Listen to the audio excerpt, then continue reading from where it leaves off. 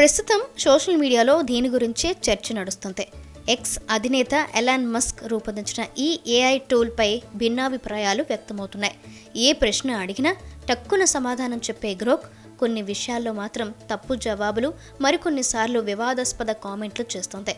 ఇలా talk of the ఎక్స్గా మారిన Grok ఇప్పుడు ఒక ప్రముఖ డైరెక్టర్కు సారీ చెప్పింది.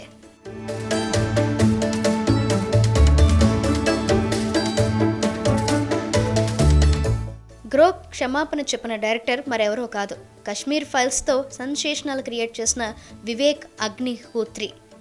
ఒక నెటిజన్ అడిగిన ప్రశ్నకు సమాధానంగా గ్రోక్ ఫేక్ వార్తలు సృష్టించే వ్యక్తుల జాబితాలో వివేక్ పేరును పెట్టింది. ఈ విషయం వివేక్కు తెలియడంతో ఆయన ఆగ్రహం వ్యక్తం చేశారు. తనపై అలాంటి కామెంట్స్ చేసినందుకు వివరణ ఇవ్వడంతో పాటు బహిరంగ క్షమాపణ చెప్పాలని డిమాండ్ చేశారు. ఈ క్రమంలో గ్రోక్ వివేక్ అగ్నిహోత్రికి క్షమాపణలు చెప్పింది. తాను చేసింది ఘోరమైన తప్పే కాక బాధ్యతారాహిత్యమైందని వివరణ ఇచ్చింది. కొన్ని సోర్స్ల నుంచి సేకరించిన సమాచారం ఆధారంగా వివేక్ పేరు ఆ లిస్టులో చేరిందని, భవిష్యత్తులో ఇలాంటి పొరపాట్లు జరగకుండా చూసుకుంటామని చెప్పింది. ఇకపై వాస్తవాల ఆధారంగానే సమాధానాలు ఇస్తామని గ్రోక్ ఎవరి ప్రతిష్టకు భంగం కలిగించే పనులు చేయనని స్పష్టం చేసింది.